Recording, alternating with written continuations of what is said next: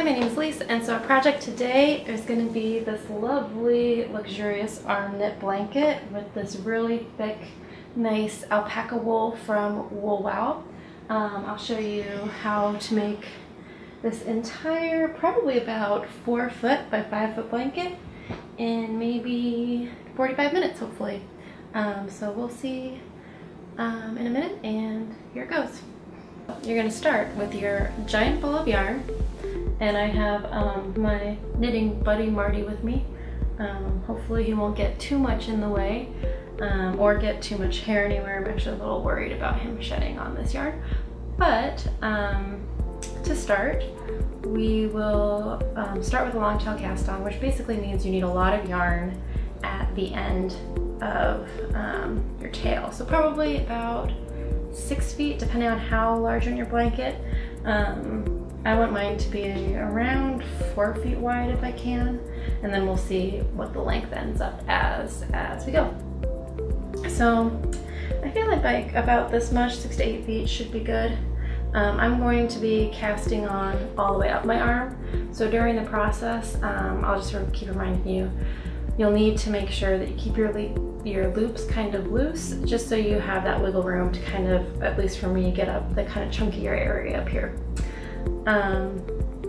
So to start, you start with a slip knot, which is basically where you loop your yarn, grab it with your hand, and then you're going to twist it.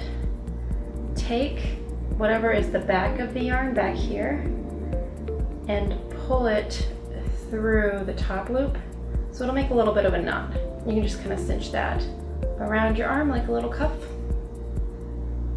From there, we'll just start casting. And to cast, you will basically want your 2 pieces of yarn, so your tail and your yarn that's connected to your ball here. You will grab the 2 pieces, take your thumb and your pointer finger, split the 2 pieces, and kind of make like a little gun shape with your hand. Once you have that, you pull your right arm down. You'll get this nice little kind of Y shape.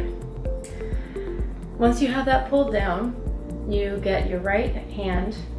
It's just like knitting. Go under your first piece of yarn by your thumb, go over the second piece, grab that 3rd piece coming down from your pointer finger, and pull it under the first. So that'll make a nice little loop right like that. And you'll just cinch that over your arm. Again, keep it a little loose right here. So once again, grab your yarn, thumb and pointer finger, split the yarn, pull your arm down, go under the first yarn by your thumb, over the second yarn, grab that 3rd piece and pull it under to make a loop. So I'm going to continue to do this all the way up my arm until it's about up to my shoulder, and then I'll teach you how to continue knitting.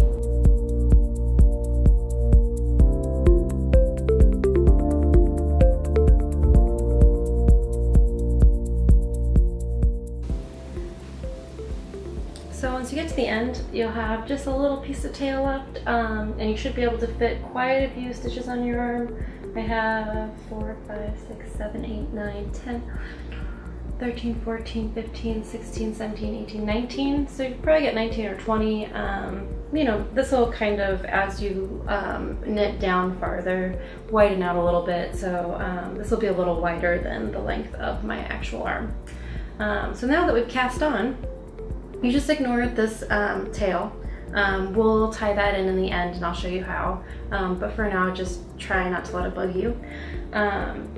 As you go, just make sure you unwind your yarn ball, because it does get pretty heavy to roll around before you do each row of knitting. So I'm going to get myself some slack here.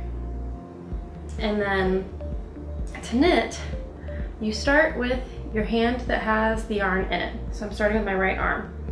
You're going to grab that right piece of yarn like this, hold it in your hand, and then as you have it held, pull the first stitch over top. So I have that first stitch over top, and it's making this nice loop here. With that loop, you thread your left hand, your other hand, into the hole there. And as you do that, always make sure that your working yarn that's coming from your yarn ball is facing towards your body. So your hand will always go in between the loop, but with the working yarn towards your body. So we'll just continue to do that down this row.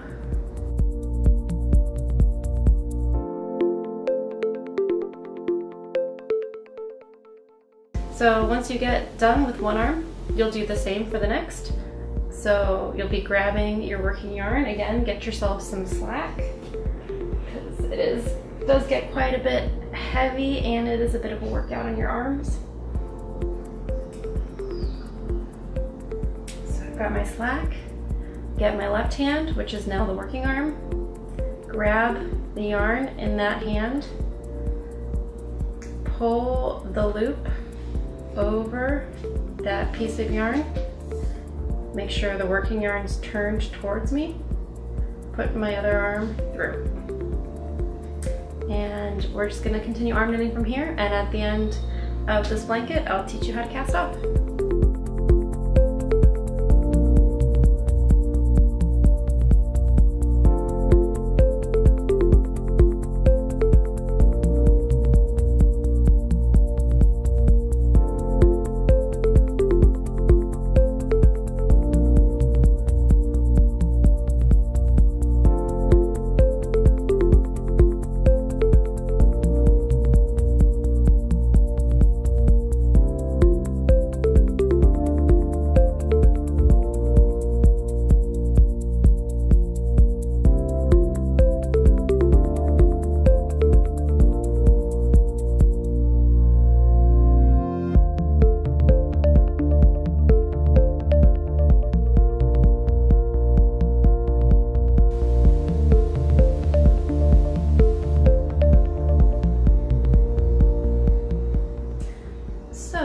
Once you get near to the end of your yarn, or to about the length and width that you want, which I feel like I'm getting to a pretty good spot here, but you know, I'm almost out of yarn, we're going to cast off, which is basically just tying off all the rows. So the blanket is a final complete blanket.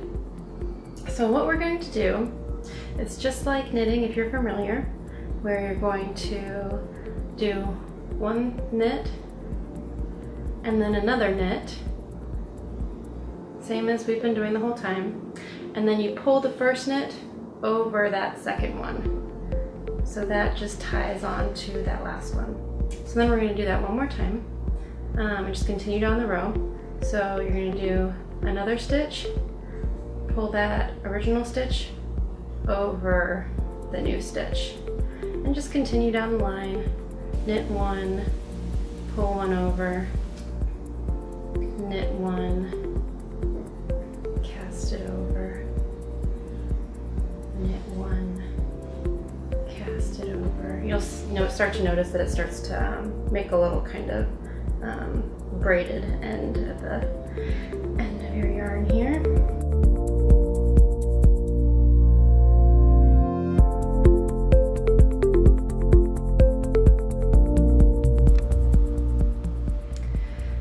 Once we complete casting off the blanket, you'll notice that we have the tail from both the cast off and the cast on.